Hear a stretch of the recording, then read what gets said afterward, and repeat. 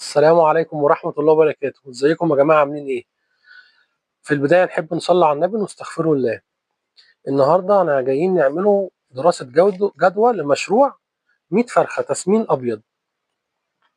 عاوزين بقى يا جماعة نشتغلوا وربنا إن شاء الله يوسع الجميع، وأنا معاكم في أي حاجة، يعني أي حد يقف هيعمل الدورة يقف معايا حاجة يتواصل معايا على الخاص، وأنا مش هتأخر عن حد والله. يعني دي حاجة لله وفي محبة لرسول الله صلى الله عليه وسلم. فإحنا دلوقتي هنختاروا اول حاجه 100 كتكوت في 18 يعملوا 1800، وكل كتكوت هياكل 3 كيلو ونص علف عشان خاطر يكبر يبقى فرخه. 3 كيلو ونص في 100 يعملوا 350 كيلو، 350 في 22 يعملوا 7700. وهنختار بقى ايه، وهنخش على كده بند النسريات. ايه هي بقى النسريات دي؟ اللي هو ايه، الميه والعلاجات والنشاره او التبن، الحاجات ديت. فهنختاروا ايه، نقولوا كل كتكوت هياخد 10 جنيه، وان شاء الله مش هيبقى اكتر يعني. كل كتكوت 10 في 100 يعملوا ايه، 1000 جنيه. وهنقولوا النافق. انا مش عاوزكم بقى يعني مش عاوز نافق. هو المفروض النافق من 3% ل 5%، يا رب ان شاء الله ما يبقاش فيه نافق خالص. هنقولوا برضو 5% نافق، يبقى معانا اللي هيعيش معانا ان شاء الله 95 فرخه. 95 فرخه في هنضربه في متوسط الوزن 2 كيلو 200.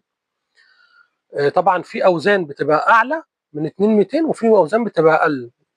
يعني ما عندك من 2 كيلو لحد توصل معاك 2 كيلو 600، 2 كيلو 700. فاحنا هنختار الوزن المتوسط 2 كيلو 200. 2 كيلو 200 في 100 في 95 يعملوا معانا 209 كيلو. ده انا حاسبهم، خلي بالك. 209 كيلو، 209 كيلو في 65 بورصة النهارده هيعملوا معانا 13585. هنخصموا بقى منهم ال 1800 وال 7700 وال 1000، هيطلع لنا بقى ايه الربح بتاعنا؟ 3085، يعني نقولوا 3000 جنيه.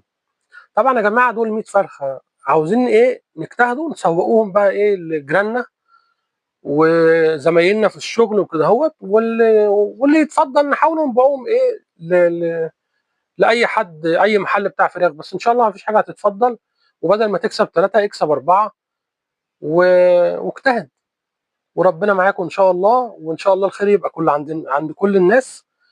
وتابعوني، وما تنسوش بقى تشيروا الفيديو لاي حد مهتم. والسلام عليكم ورحمة الله وبركاته.